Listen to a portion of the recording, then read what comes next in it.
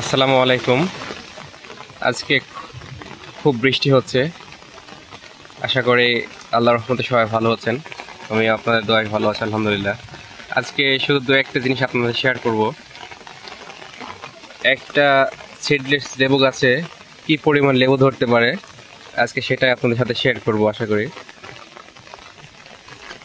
আলহামদুলিল্লাহ, এই যে ফুল, এটা ফুল। আর এরপরে হচ্ছে এই যে এই ধাপটা, এরপরে আমরা আর এক ধাপ ধরছে, সেটা হচ্ছে এর থেকে একটু ছোট। সেটা আপনাদের দেখাচ্ছি আমি। ওর পরের ধাপের ওইটা, মানে প্রত্যেকটা সময় ফুল ফল পরিপূর্ণ থাকে। 12 মাসই ধরতে গেলে এর থেকে লেবু পাওয়া যায়। এইটা এরপরে হচ্ছে এই যে এই ধাপটা, এই যে এরপরে হচ্ছে এই সাইজটা হয়েছে। আবার এরপরে দেখবেন আর একটা সাইজ, এই যে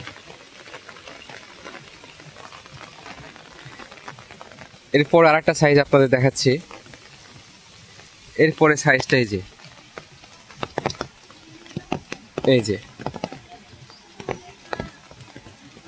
একটা গাছে আলহামদুলিল্লাহ 4-5টা সাইজের লেবু আছে। আর একটা সাইজ আপনাদের দেখাবো, যাতে এবার এটা এই যে এইটা আপনার পেকে গেছে।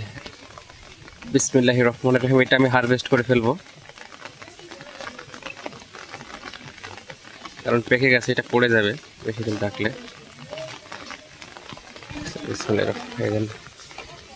এটা তুলে ফেললাম। কি সুন্দর সাইজ দেখেন, আলহামদুলিল্লাহ, একবারে মানে অনেক সুন্দর একটা সাইজ। আর ছোট্ট দুইটা গাছে আমার বাসায় বেশি একটা লোকজন নেই। আর একটা জিনিস শেয়ার করবো, যে মরিচ 3টা গাছ লাগাইছিলাম প্রায় আজ থেকে 7-8 মাস আগে। কিছুক্ষণ আগে তুললাম কিছু মরিচ, মানে পাতায় পাতায় মরিচ ধরছে। এই যে সব জায়গায় মরিচ, এতটুকু গাছে মরিচ আর মরিচ। আর একটা আলহামদুলিল্লাহ গন্ধরাজ লেবু, যেটা পাতাতে অনেক সুগন্ধ, আবার লেবু কাটলেও অনেক সুন্দর সেন্ট বের হয়। এটা আপনার গন্ধরাজ লেবু। আলহামদুলিল্লাহ গাছটা অনেক সুস্থ আছে।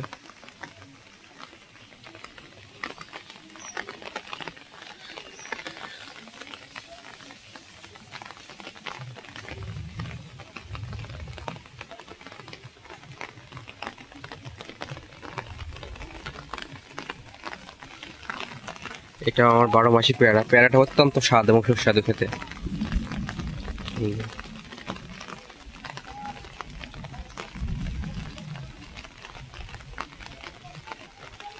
সবাই সুস্থ থাকবেন, ভালো থাকবেন, আমাদের জন্য দোয়া করবেন। আসসালামু আলাইকুম, আল্লাহ হাফিজ।